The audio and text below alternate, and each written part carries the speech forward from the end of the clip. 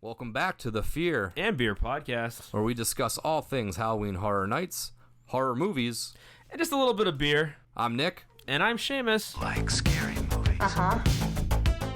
Here's Johnny. It's alive. It's alive. It's alive. Did you miss me? Aren't you drinking? I never drink. Why? Before we get into tonight's episode, we want to remind all of those listening on Apple Podcasts to drop us a 5-star review.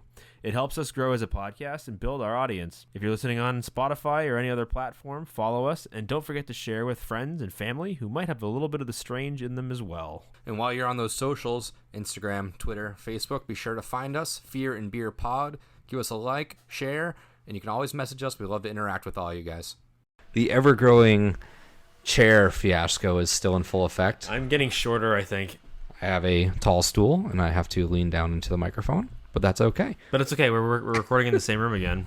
We keep It's been a bouncing while. back and forth. Horror Nights' schedule is chaos. Absolutely chaos. So we are going to be talking about our Unmasking the Horror Tour, and as much that we can remember. It's been a couple days. We went on Sunday.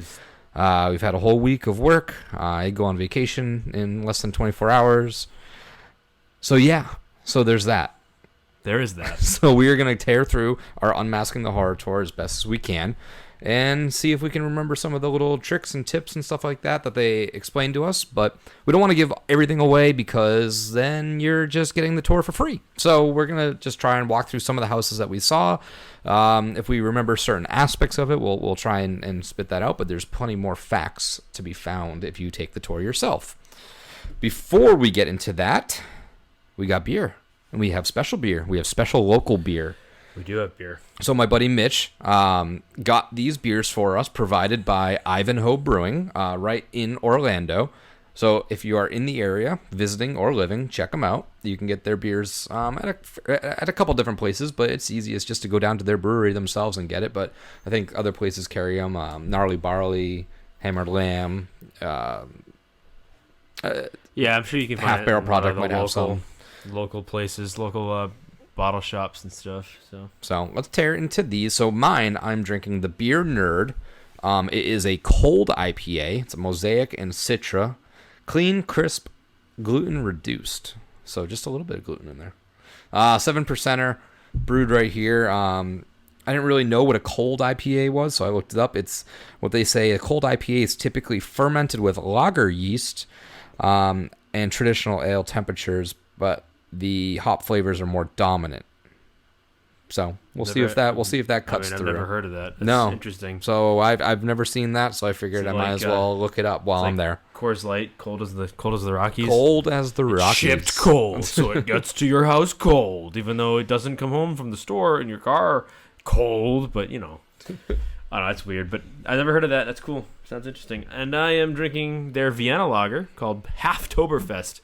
So it's not quite Oktoberfest, but Halftoberfest. I mean, we're only about a week into October, so this kind of makes sense. Never had it before. I don't know if I've had it. Well, it's a lie. I think I've had a couple things from I don't know. Sorry, is it Ivanhoe or Ivanhoe? Ivanhoe. Ivanhoe. Yeah. I have not have anything. I don't think I've had too much from Ivanhoe. God, I can't talk tonight.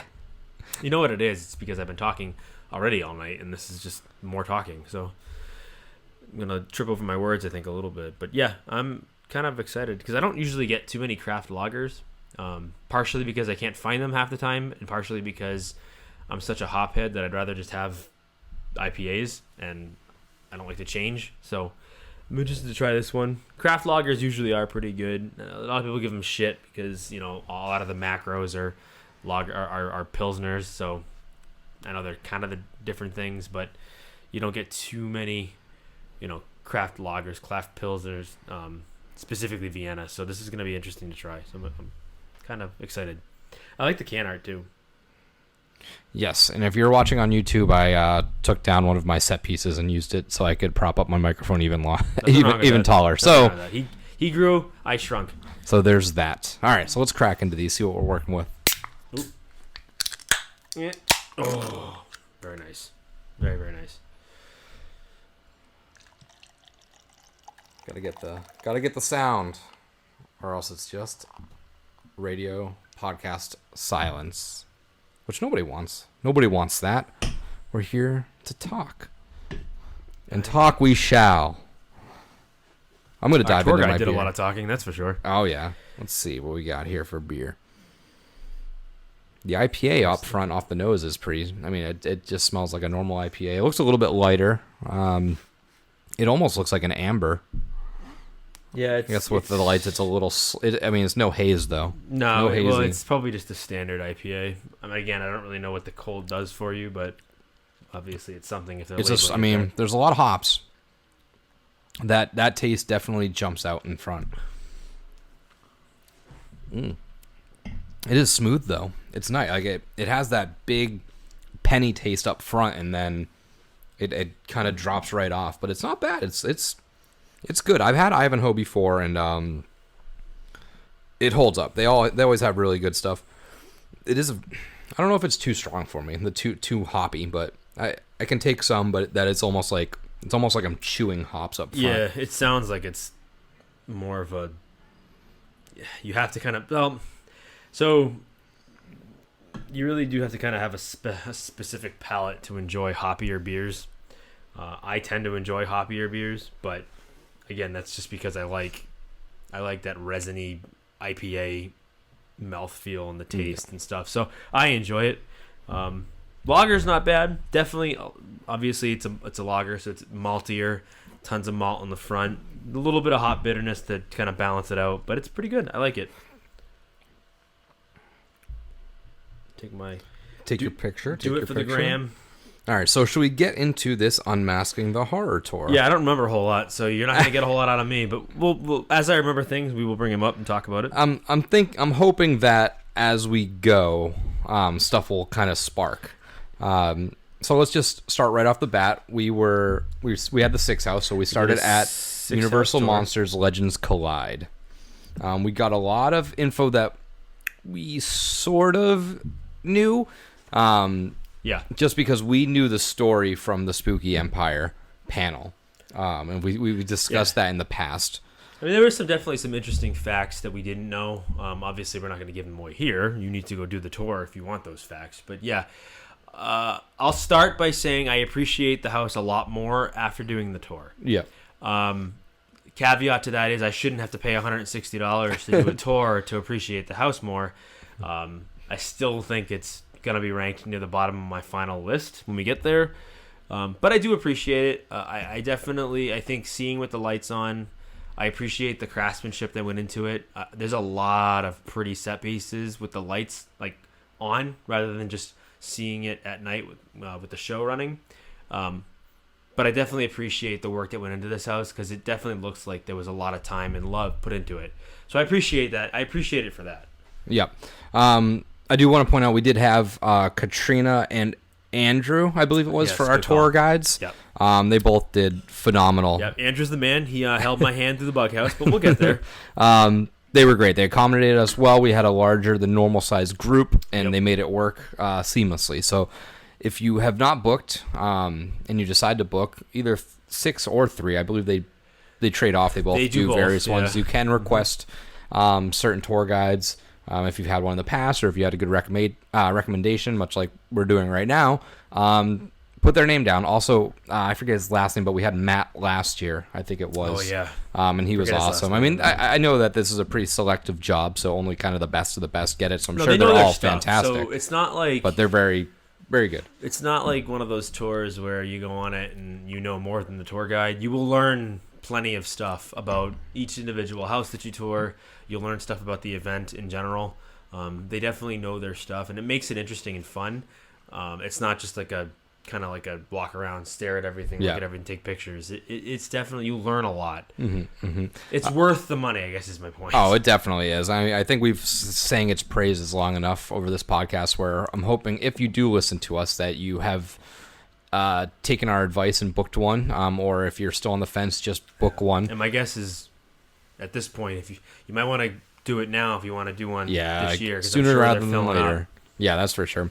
So one thing that I didn't necessarily notice, or maybe I did and I just didn't really come out to myself was that throughout the house. So when we walk into that facade, you do see the moon and everything like that. Yep. But one thing I didn't necessarily notice was that as we progress through the house, sun it's comes up. slowly becoming daytime. So that's Yeah. something I didn't really pick up. I didn't know that either. Going through I the didn't pick it house. up either. But now that she said it, and you go through the house, because like actually that same night we went through that house. Yep. And you do pick out a lot of the things that you learn on the tour, and I didn't realize, like you said, that the sun is coming up, which makes sense for the story. But you do notice it now, yeah. now that you know it. So I think that is pretty cool. That was fun. The mummy is actually the mummy from the Mummy's Hand. Which I had no idea Not our existed. normal. Yeah, that was just a random Yeah, it's not 1940s mummy. Imhotep. It's some other random mummy from another movie. Yeah, so that they I've used never that. seen. God, I feel like there was And some. listen, Monsters stands. Just because I don't know the Mummy's Hand was an actual movie doesn't mean I hate it. I'm just saying I didn't know it was the real thing. There was a fun little couple Easter eggs to the Emotet that were hidden in there. So look for those. Look for the Easter eggs. when And you're it's going tough through. because like you won't be able to see them. A lot of the notes. There's at one Yeah. point there's like a little book and there's like little notes taken in the book and some of them say like the curse. It's real. We got to get out of here. Or they have lines from the Brendan Fraser mummy and stuff like that. So nice little nods that like these are the stuff that you see on the tour. And it's unfortunate that when you go through the houses, it's impossible to see 50% of the stuff that these people do because they're all amazing, like little Easter eggs or just fun little crafts.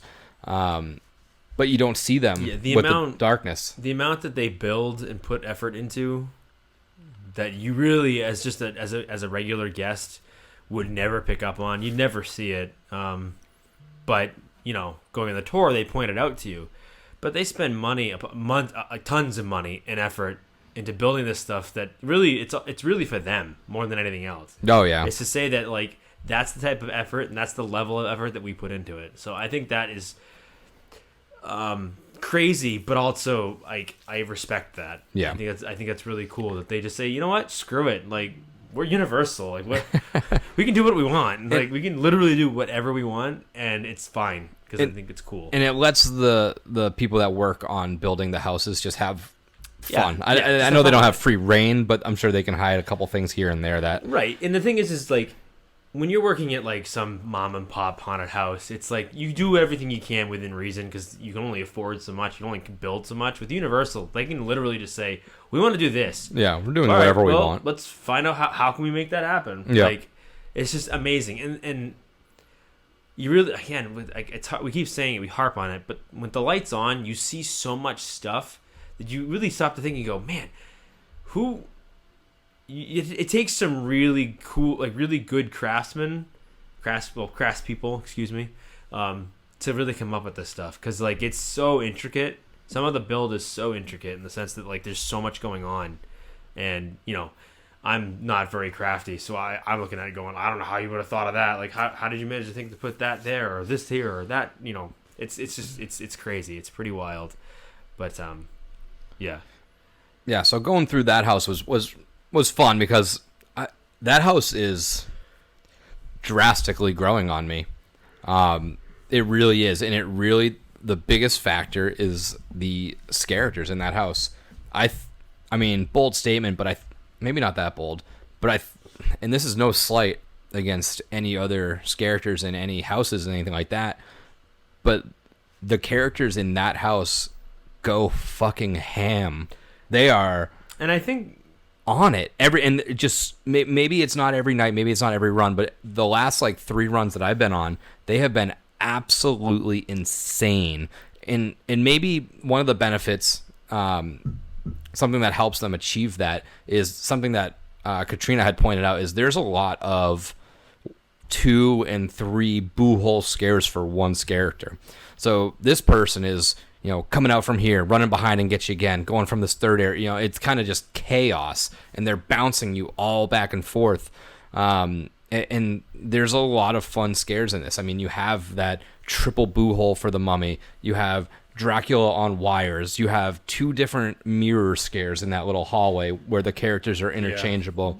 So I'm starting to forgive them for the clumsy story, because the scares are coming out so well that I'm forgiving it, and it's moving up my rankings because my runs have been so just insane, and I know where they're coming from, and they still get me, and they come and I don't know how characters do this, how they get so close without touching you or something. I'm sure there's some slip ups here and there but I feel like they're inches away from my face, and they have these masks, and it's got to be tough vision, but how they know to just like come out, like, because the mummy is just coming, swoop right in front of you and like kind of swipe at you, and it's moving up my rankings, and I didn't think it would. I think this year has helped us realize how much we truly missed like a non-COVID event. I think the COVID event proved that like we never want to have that again, because the plexiglass stuff just made it so hard to feel immersed in the house. Yep. And this year, you really don't know where it's coming from. You can do these houses 5, 6, 7, 8, 9, 10 times, whatever many it is, and you still are taken, by surprise by a lot of these scares. And yeah. I don't think I'm ready to forgive the story as much as you are. I think you and I are still going to be a little different on that. I still think it takes way too much effort to really understand what's going on, and I still don't like the vampire costumes. I don't like the rip from the movie. I want to say you're like blood. Dr. Dracula. Yeah, I just the Dracula. It's just something about it. I'm not really super hyped on it, but again, like, I do agree that the last run or two that I've been through, it has been better. And I think part of it's because the scare actors are making up for the fact that they know the story's kind of shit. Yeah. Like, it's harsh. I don't want to say it's shit, but it's just, it's not there. There's just nothing there. Well, like I've said a couple times, it's I think it's a great story. On paper, yeah. For a visual media. For a movie, a series. Right. If I read a book about this, I'm probably into it. It's a great story, but great stories don't translate to great houses. They don't. The storylines have to be fairly simple. There's no part of going through this house do you understand that Larry Talbot has been sent to retrieve this amulet that's attached to the mummy. We have no way of knowing through going through the house that Dracula has sent him a letter mysteriously as a benefactor and sent him on this voyage. It's completely lost. All we know is that there's a werewolf and a Dracula in Egypt. Yeah, that's all we get. And the thing is, like, for me, there's no climactic fight. Now the end scene does establish that somebody wins, because like Katrina said, somebody has to win this fight. Not everybody can survive. And that's true. And I think that scene I appreciate that scene a little bit more because of, now that we understand how it works. We're not going to give that away, but we understand how that scene works now. So I think I appreciate it a little bit more, but still the scare is very, oh no, he's behind a wall and he's got a head. Like, okay. Yeah, that I don't even view as a scare. I just view it as a scene. It's a show scene, or show scare, whatever they call it. Yeah. So I think it's growing on me, but that's Universal Monsters Legends Collide. Couple little hints there that we found. Next up, I believe we went to Descents of Destruction. We did Descendants. Yep. And man, this thing is littered with props and scenes that you can't see with the lights off. I really think this house has a low-key chance of being not best house of the year, but most surprising house of the year. Yeah, I didn't have much for it. It was a vague story, we title. We really had very little idea what it was going in. And the first couple of times that I went to the house, I was completely blown away with how much I enjoyed it. Mm-hmm. The story is pretty simple. I mean, it's pretty one note, but like it works. Mm-hmm. It works for what they're going for. And I think just touring it definitely helped me appreciate that house even more than I already did. So I am pretty excited. I was excited that we got to go through this one. Yeah. So I forget the exact titles, but the way that I was brought to me is that something has kind of infected the earth. Then we are in this house going down level by level closer to the earth's core because that is like we're getting away from whatever has infected the earth. So I think the first level is like survival. Yep. The next level is like the cannibalism, and it's like getting darker and darker. And then the third level is just kind of creatures, like we've kind of transformed or something. And then we're so close to the core that like, you know, this crazy mushrooms and this crazy colors are coming out from the core. Yeah, well, like Katrina said, like when there's no natural light, the earth will create its own light. And that's what they're kind of going for. And that the very end of it is to have like the mushrooms glow. Yeah, that sort of thing. And I liked that a lot. And that's something I didn't necessarily pick up on. I thought I didn't either. I was like, okay, everyone's a cannibal. Like I didn't know that we were going stage by stage by stage. Right. I didn't, you know, that first scene where you walk in, there's skeletons and there's the subway carts. I didn't get that was just survivors. I just thought this was all kind of one world, and maybe we were in like a cave or some other little area, part of the world. But we're actually, and I should have, where it's in the name. I'm a fucking idiot. We are descending down the ranks of how humanity is trying to survive or combat this catastrophe. Yeah. So a lot of great set pieces. This one I have started to enjoy more and more. Not that I didn't enjoy it, I just don't think I went through it as much. Because it is kind of forgotten over there. You know, I feel like last year when you had Puppet and Wicked Growth, that little area was kind of a staple, and there was 2 houses there, and then you had Carrie over on the other side. It was more to do in the back of the park. Yeah, so now it's just kind of, because they spread everything out, it's a little bit of a back thought. Right, and I think what hurts it is the Bugs line, which goes around the entire backside of the park.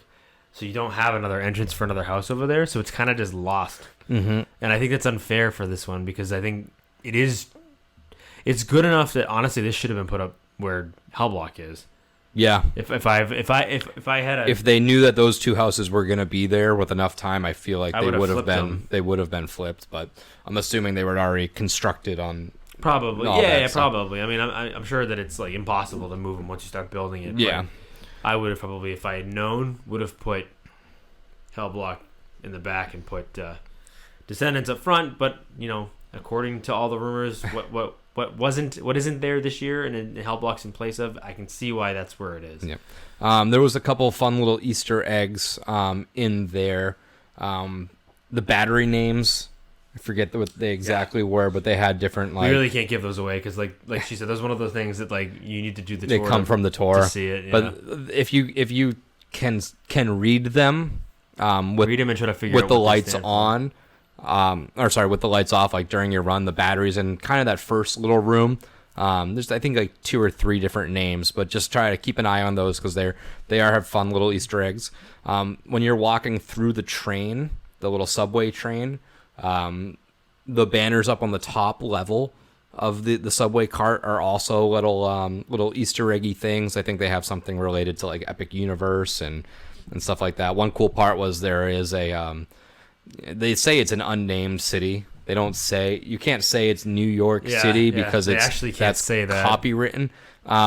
So like the names on the subway or whatever are obviously like true New York names, but they're arranged in such an order that that's not a real line or whatever. Yeah. There was a map in the subway station which had like kind of a New England town, because you see New York, you see Massachusetts, and I found Worcester and Fitchburg, which are the closest big city names on that from where we are from, on that little map. So I thought that was fun. And so this one still surprises me. So there's a scene where you go through. So they built 4 subway cars for this scene, for this house, which is insane to have that inside in a little pop-up tent. The first one, you're the one walking through, and then there's one that's like smushed underneath one, and then there's one on the far side that you can see through the windows. But the scene where you're walking up towards the subway car that's coming down, they do a great effect by posting up a mirror in like a top left corner that's angled, so it looks like the train is just continuing on, so it doubles the size without doubling the size.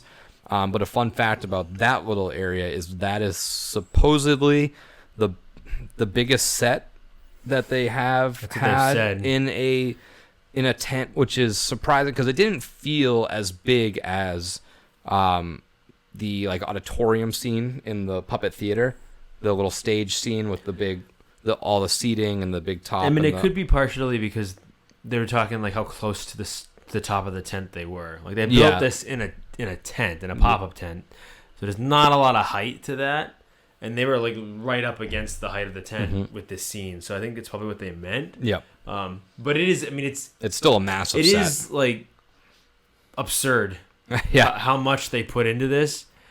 And again, like we're talking about how like there's certain things that you really wouldn't notice. Like you really have to look through the subway car's window to see the other subway car behind it. But it's there because, it's Universal and we can do that.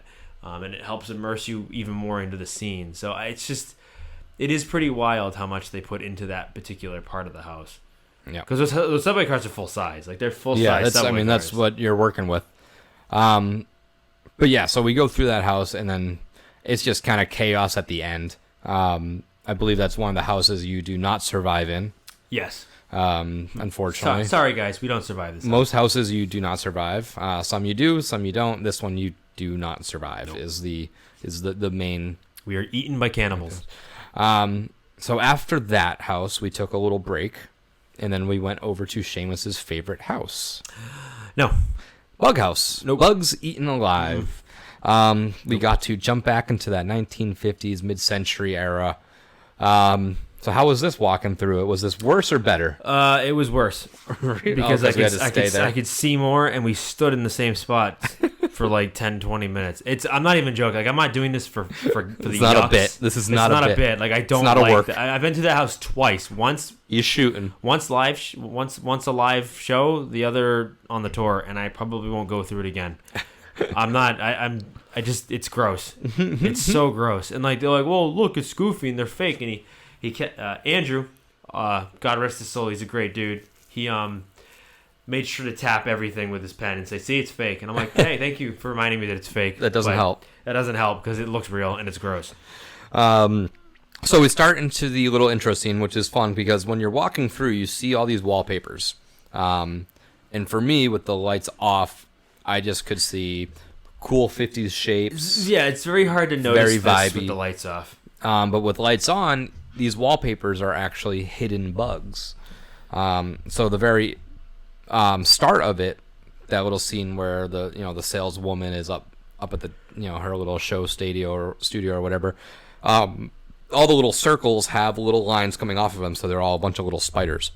Yep. Which I thought was fun. And another little storyline thing that I didn't necessarily notice until it was pointed out was that when all the chaos ensues and the alarms start going off, to the right, when you walk in, if you look to the right, that's where the show, this BuzzCon show, that's where you're supposed to go.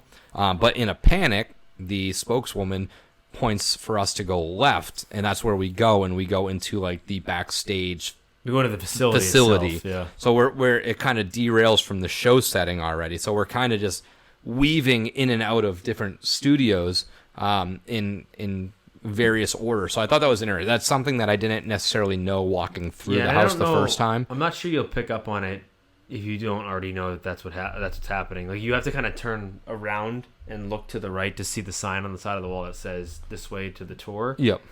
But it's not very explicit. That's what's happening. But it's cool to find out that that's how it works. Mm-hmm. The wallpaper. Just going back to that for a second. The one thing one of the things about that I like is that they literally went to someone and said, "Hey, design us like 1950s Art Deco style wallpaper, but make it look like bugs." And they had to just come up with these different styles, and I think it's really cool. Probably had a blast. Yeah, it gets your creative juices flowing. If I had creative juices. We get into a couple different sets. One thing that I didn't notice in that little set area where it's like the family sitting on the couch and the legs of, I think it's a spider, are coming out of the couch, and there's bugs and ants all everywhere. I did not notice the little dog that was sitting there. The family dog getting covered in ants. Happy as shit with bugs and sand and everything around him, just living life. And I guess they threw that in there because of all the unkind words that they got when they threw the dead dog out a couple years ago. So they put a nice happy living dog. Getting eaten by ants. Couldn't be happier. My dog likes eating bugs, so I'm sure he'd be just having a blast as well. We go through the little kitchen scene, which is just fun because you get to see all the little bugs that you wouldn't. It's nasty. You wouldn't have seen with the lights. The lights off. Sorry. It's so gross. Keep having to pause on what I'm talking about. Lights on, lights off. A fun little thing in that room was that that little body that was being eaten by that giant cockroach. I don't remember if I went through this part, but very early on, maybe opening weekend, there was an actual character in there with his head, like he was just sitting on a chair with his head facing out towards the cockroach or whatever, and he's like kind of wrestling with it. But then they opted to change it to just a still mannequin because I guess after some park reviews, people just didn't even notice that was a scare, so they were better suited using that person elsewhere. That makes sense. So I mean, gross. That's a boring job. I remember, that person. I commend you because that is terrifying. I wouldn't do that. We had a little scare like that at one of our things. We stuck one of our buddies sitting underneath a table and just kind of blacked out his face and put the candy all around him. And that's not too fun. But well, we put some comedic side. That was supposed to be funny because they would come up to the boy and be like, "You want some candy?" And he would talk to them. Yeah, but I can see how that scare kind of got the axe because there's another scare in the room too. So it's kind of. You don't notice it. It's dark. It's hard to see as it is. I can only imagine that it was probably pretty hard to pull that off. Yeah. So after Bug House, I think that's really all we got for Bug House. There's some more like little hints and stuff and fun things, but again, take the tour. We're not going to give you everything. I'm just going to give you a couple story-related things and maybe a little hint here and there. There were a couple Easter eggs that they pointed out as we went through, but I mean, it's bugs. I mean, there's really not a whole lot else to talk about. So after that, we headed over to Blum House, Black Phone and Freaky. And we went through normal or like Freaky first and then Black Phone. This tour, it was our first going through. I mean, they referred to the monsters as an IP, but I view this as our first IP. And I feel like the IP houses, I don't get as much, like, they don't have as much freedom, I don't think, to play around with Easter eggs and creative control and stuff. So it was very much just like walking through the movie set. It's recreate the scenes of the movie. Yeah. And that's really what it comes down to. There's a couple little, like, things here and there, but for the most part, it's as similar to the movie set as they can get, as close to the characters as they can get, and there's really not too much there. It was fun seeing like the kill scenes up close. The prop with the bottle in the mouth, and the guy on the teacher, who I forget his name, but he played Cameron in Ferris Bueller's Day Off, getting buzzsawed in half. There was a couple fun little things that I found, like there was sign up sheets for some clubs and stuff like that, but they had the decorators' names on there, and that's where I saw Holly's name. Oh yeah, Holly was on that. Written her name on there, or somebody had written her name on there. So like again, it's those very small things that the decorators can slip in, because the major props themselves are. I mean, it is what it is. That you really, if you've walked through the house, you've seen these things. The Ethan Hawke sitting in the chair is still just as creepy during the day as going through at night. Yeah, I still think it's a person every time I'm waiting for it to move. That whole side of that house is pretty unnerving, even with the lights on. And even lights on, like we had to use our flashlights a lot. Like that is a dark house. It's a dark house. And it's their first time doing something like that over in that area. When it was Disaster, they used to have something, but this is the first time creating that like little secondary hub or whatever. I think going through the tour in this house didn't really raise it or lower it for me. Going through Monsters kind of raised it a bit. This one just kind of stayed the same. I really liked the house, but it didn't do anything special. I think I appreciate some of it a little bit more, but it doesn't really change my feeling about the house. I do think it's pretty cool that you don't really think about it, but when they have mask off scare actors, and they told us that they have to find somebody that looks like the character they're portraying. So the girls that they found to play the blonde girl from Freaky, Catherine Newton. Catherine Newton, whatever her name is.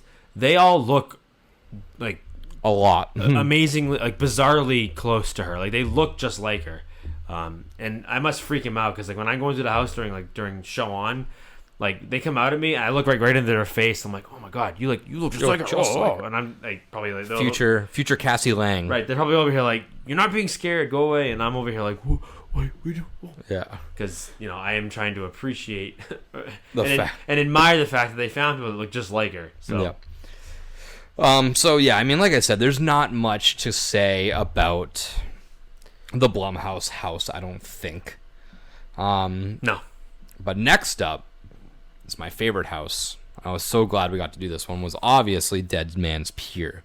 Now this is the house I think we did spend the most time in. We did spend quite a bit of time in it. We actually rushed through. Was it Blum House? We didn't spend a lot of time in one house. We rushed a little bit more through Blum House to meet lunch. we could they wanted to spend more time in Dead Man's, and I can understand why. There's a lot to go. I think most of the employees, like, they know that this house is probably the best house this year, and they all like it as much as we do. So, yeah, it's the most. I mean, I think it's the most beautiful set pieces. I think everyone can agree on that. Oh yeah, I think it has by far such a simple enough story that it is displayed through walking through the house. You do understand it. There are aspects of it that I understand more now. When I went through it, my initial thing was like, okay, we're walking through, the old Dead Man's Wharf. Now we're at the pier. The sailors are lost at sea. I know this. That's the statue of the wife. She's playing the violin. I get it. The one thing I didn't necessarily know is that her playing the violin is calling them back, and it's raising the dead. Essentially, yeah, she's that like was a siren. Yeah, so that was one aspect I didn't catch on to. Maybe I should have. Who knows? I don't know if anybody else has picked up on that without hearing it here or going through the tour originally. But just walking into that first little area, the big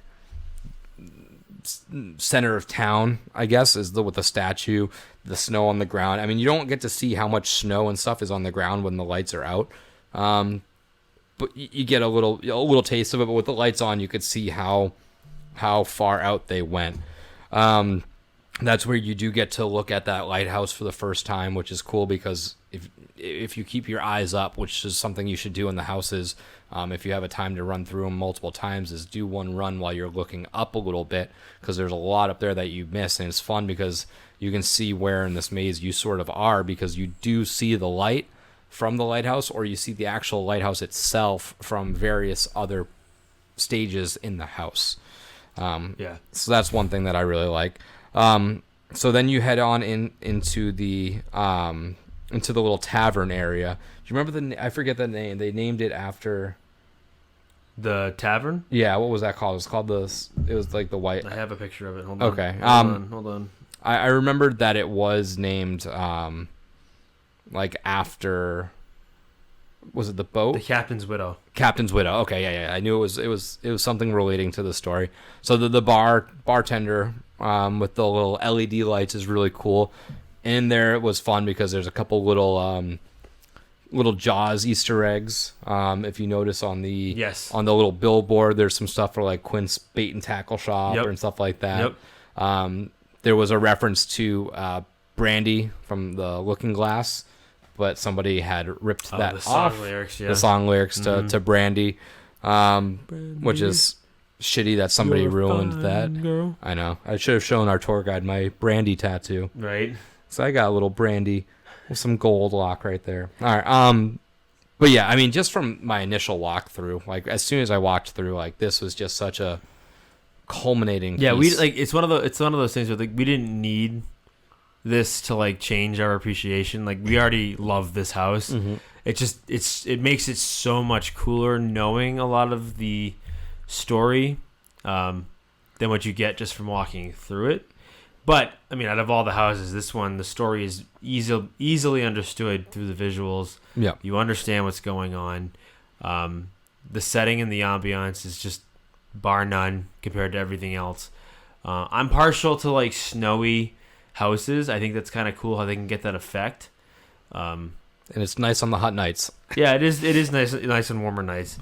There is a Thunder. Thunder, the Pomeranian in this house. So look out for him.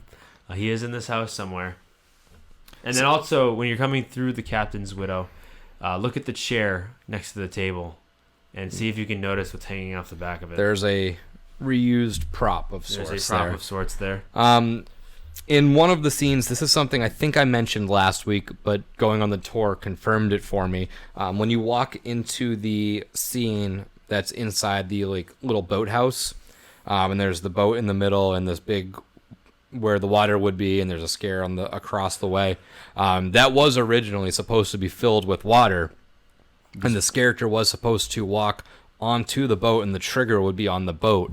I don't know if it was just. I mean, it was built to hold water. That's what they told us. So I don't know if it leaked out or if it was just having trouble filling it, or maybe it was tough for this character to get onto the boat that's on water. I don't know why. She did say that Horror Nights does change, just like we were talking about the scare and bugs. Things change. So it's it went from it was supposed to have water to not having water. It doesn't necessarily mean it's going to change back, but it could. They could do something maybe on the last couple weeks to try something new. I think that would just go above and beyond the expectations. Yeah, if they managed to pull that off, I think that makes that house the clear-cut winner, because that is pretty cool. I am kind of bummed right now that they aren't doing that, because that would another just, little cherry. It's just super inventive. Even though it doesn't seem like it, you're just filling a tub with water. But being able to pull that off in a haunted house, I think, is harder than you realize. Especially, I mean, the scare actor does have to get onto a boat that isn't like, it's not a static boat. It's in the water, so it's floating. Yeah. It may be tied down, but you still got to be able to you got to be able to, in costume, in makeup, get into the boat and set the trigger. So it's hard to impress me on something you've already impressed me with, but that would be one of those situations. Next is the most famous, most talked about scene of this house that's the shipwreck itself, with the widow playing her violin. Yep. The scene is very fun to look at with the lights on, because you do get to take in a lot of those details. But I mean, I think the lights off in this section work better, because there is fun details, but for the most part, it's the ship, it's the pier, it's the dead guy next to you, and then there's the widow playing the violin up top. So it's not like you're missing a lot of the details with the lights off. No, it's just they're lit differently with the lights off. Yeah, and which changes the way you look at it and makes it look a lot cooler. Yeah. But the props in this little one scene are really funny. If you do look down to the guy in the boat, you can see his whole spinal column hanging out. A small detail that I hadn't picked up. And then also when you walk through the room, your attention is drawn to the widow, so you don't really look around at all these other different things. But the small details in this thing are awesome. I mean, even I'm looking at the fish pictures now, but even the little fake fish that are covered in frost is just so far and beyond what they need to do in houses like this that are already above and beyond. The scares on the way out are crazy. I mean, just the characters in this one they don't have to go hard. I feel like their characters are rigid, stiff, slow moving. So I feel like the energy in this house doesn't necessarily need to be high energy. Because for the characters, it wouldn't necessarily work. I think the costumes help too. Yeah, the costumes are bulky, really cool, and you don't necessarily need to be quick and twitchy and jump out at you and get you. I think they're cool enough that even if they don't quite scare you, you totally are just sold by how well they look, especially the guys in the diving helmets. Yeah, they might be some of the best scare acting costumes I've seen in a very long time. The LED lights inside. Mm-hmm. Yeah, I really think that this house is not. I mean, there's good scares in here, but I just don't. I've never looked at this house and said it was scary. It's just beautiful. Yeah, it's all about just soaking in the environment, soaking in what it looks like. Yeah. So yeah, like I said, there was so much stuff that we discussed in this house. And a lot of it I do remember. So if you do see me in person, you want some little tidbits if I remember them at that point, go ahead and ask me. But I think on here, we don't want to spill all the magic. Give away too much. No. So next up, we went to our final house, which is Hellblock Horror. So this was fun. It was fun kind of seeing exactly what was going on, because this is a very chaotic house. It's dark. Yeah. You can tell that this house was a rush job. It was thrown together last second. Yeah. So I mean, it's a fun house. I think I've gone through this house the most because the wait times. But the wait time is usually like 10, maybe 20 minutes. I can't say no to that at the end. But I do enjoy this house, and I do have a little bit more, much like we talked about with Descendants of Destruction, I do have a little bit more of an appreciation for this house because of all the detail that they actually did put in there that we just don't see because of how dark and crazy this house is. So we walk into the little main area where we see that the guard has had better days. The guard is kind of destroyed right there, but a fun little thing is the signs up there that look like different, like little hieroglyphics or symbols, are actually like how-tos for the guards, how to say certain commands to the various species of creatures that are in here. So each, it says like, say there was a word for stop. It has it in the zombie language, the alien language, the Yeti language. It's there. Those are posted throughout the house. So if you see these like weird signs with symbols, they're actually essentially like how-to manuals for the guards on how to talk to these crazy, or as they say on the slogan or whatever, superior threats. This is actually the Superior Threat Containment Compound, the STCC. So I feel like this house, it's full of Easter eggs as is. We have the split up head from I believe it was the Depths of Fear, just kind of laying on the ground. A fun little nod. There's a Yeti in the cage, which is, I think, stuff that we talked about previously. The whole house is just one big Easter egg. Essentially the end of it was trying to get to the core. The one fun like little prop set that they had here was the Blood Eagle. The Blood Eagle. Yeah. Which is something that is passed around and used in scare zones, houses, whatever, and they do keep, they don't keep everything. But they do have offsite warehouses that are full of different props or costumes or masks or whatever, and maybe the ones that they deem reusable or maybe vague, so that like you could repurpose it, but they do keep certain ones. So they have this big warehouse full of things, and they're all categorized by maybe year, house, whatever, but the Blood Eagle is a prop that seems to be, that comes back through and through, and it's also one of the other props I think that was reused from multiple times that they talked about was the electrocution chair. Yep. So that's another prop that's kind of Sparky. It's been passed around time and time again. So this definitely is the nod to HHN past. That's what this house essentially is. Yeah, and I think that's, everyone kind of knew that going into it, that this was just going to be a whole bunch of stuff that they had laying around. Yeah, and they're gonna throw it together in some little story and make it work, and it works. The fact that they go out of their way to put what do they say, like a $5,000 or $6,000 fog machine at the last scene? Yeah, to the core, the core scene, and it's literally just because it flashes light and it shoots and fog it shoots like it 6 feet outwards. Yep. Like it's wild. And as I walked through it on Sunday with my mother, right when we walked in, we got the button and it shot across. I was like, all right, cool. We got that.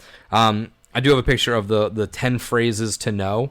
The 10 phrases to know for these guards is stop, on the ground, drop the weapon, move along, let it go, leave, go to your cell, no communication, quiet, and turn around. So very, very broad names, but if you see that in there, it's fun because the symbols are really fun. I'm sure somebody had a great time designing all this nonsense. Drawing them up and stuff.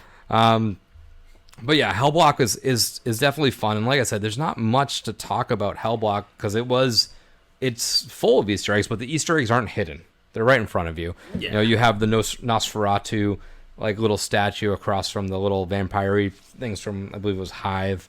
Yep. We have that whole blacklight area. You have the tunnels. There's stuff in there. Oh no, that's a different house. I was gonna say there's stuff in there from a movie that's definitely not a certain movie. Oh. But yeah, so that was our experience on the 6-house tour. We set it up front. We can't suggest that you do this enough. You know, we did the episode last year, post 6-episode tour, and I think we gave a little bit more away than this one last year. And some of it I've forgotten, but the other half is I want to use these post Unmasking the Horror Tour episodes as more of a promotion to go sign up for it versus a give away all the secrets for free kind of thing. Yeah, I mean, we can't give away everything. Plus, we think that if you're a big enough fan of the event, it's worth investing in one day doing it. Like, I mean, you don't even have to give up a night at the park for the tour, because it's obviously during the day. So you get up in the morning, you do the tour in the morning, and you go to the park that night to do the event. Yep. And then just use what you learn, try to pick things out that you remember from the tour. It is worth it. Now, is it worth it for someone who may go once every year, like one night a year?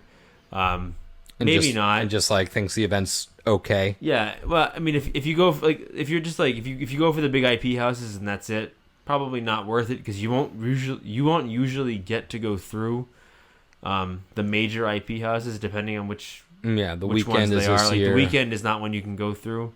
So I think maybe for those individuals, you may not be worth paying the money for it, but pretty much anyone that like just loves HHN history, loves the idea of knowing more about the house when you go through it. We actually kind of did talk a little bit about how like we feel like you almost may want to do the tour first, then go through the houses, because you learn a lot and you see a lot more.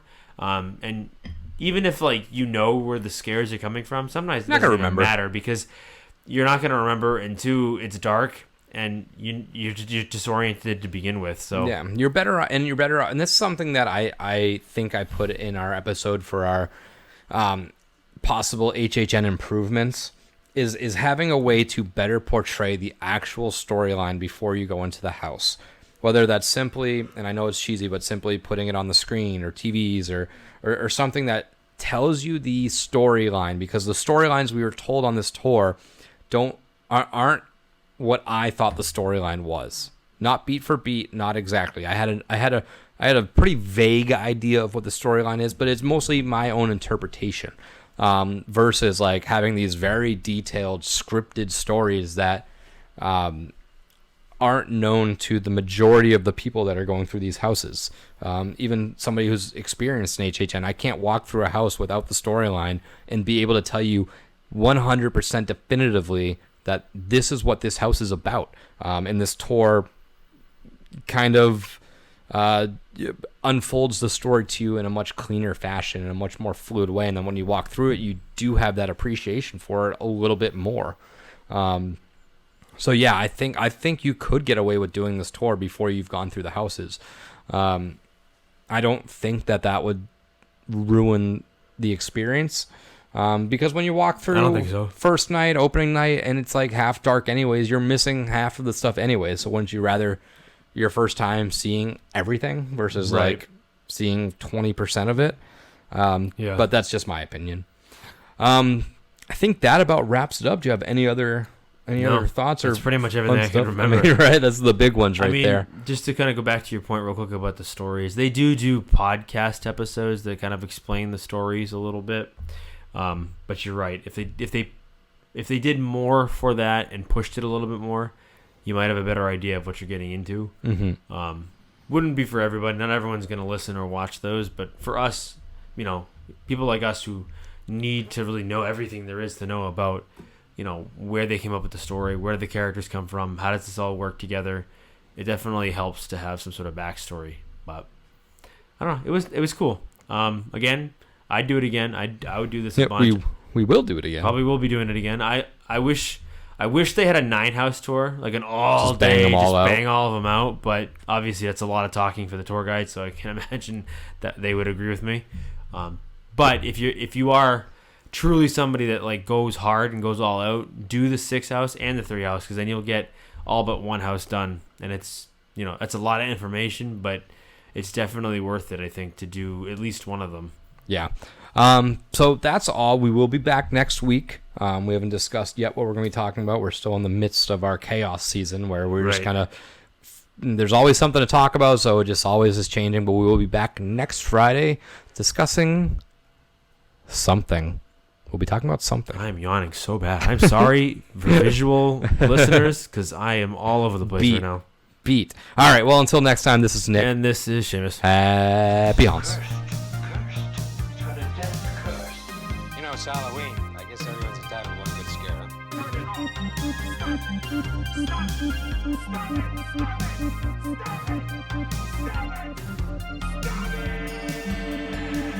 And again, I would just like to thank Vampire Stepdad for letting us use his music for our intro and outro music.